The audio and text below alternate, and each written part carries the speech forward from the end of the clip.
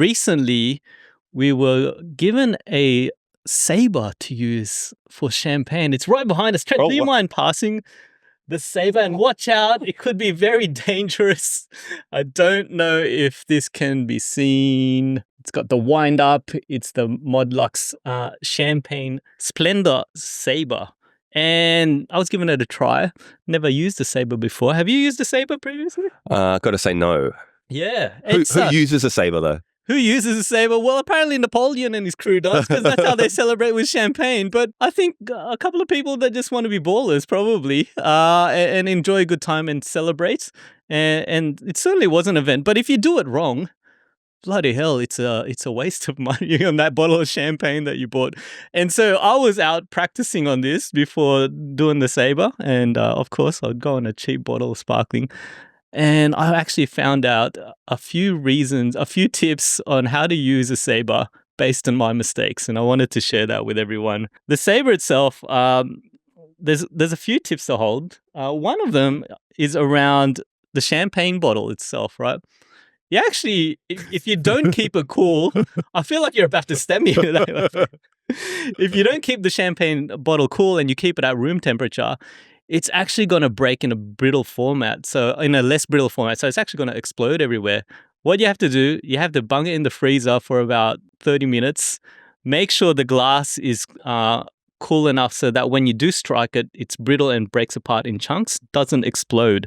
So what they recommend is it needs to be about 3 to 5 degrees Celsius. So 30 minutes in the freezer should be fine. So that's one tip. Another thing to be aware of is you shouldn't use the Sabre in any random position on the bottle. So when you're striking it, I'll grab a bottle. You shouldn't use a Sabre indoors as well, I think. You shouldn't. It's quite dangerous. You probably can't see this on the screen, but every wine bottle has like a line or a seam down the side of it. It's on both sides, kind of fusing the glass bottle together. But if you use that and you strike it along that seam, what it means is you're using the weakest point within the bottle, because that's the part that's kind of been fused together. So you should be striking the Sabre across that seam in order to get a clean cut.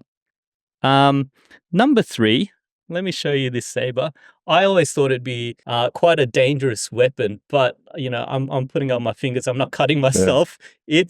It's not sharp, this Sabre, which is a good thing for safety.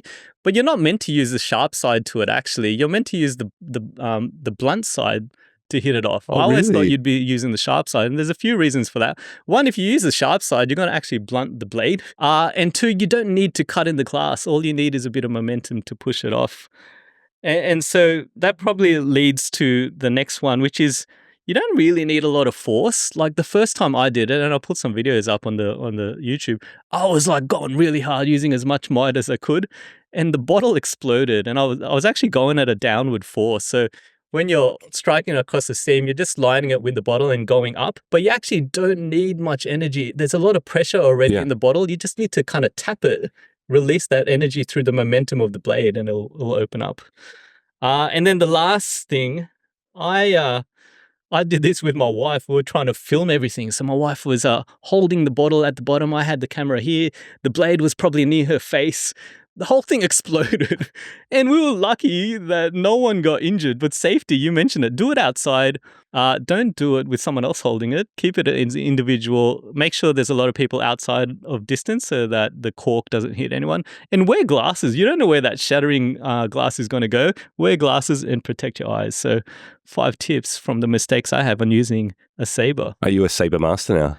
I have more confidence in doing it.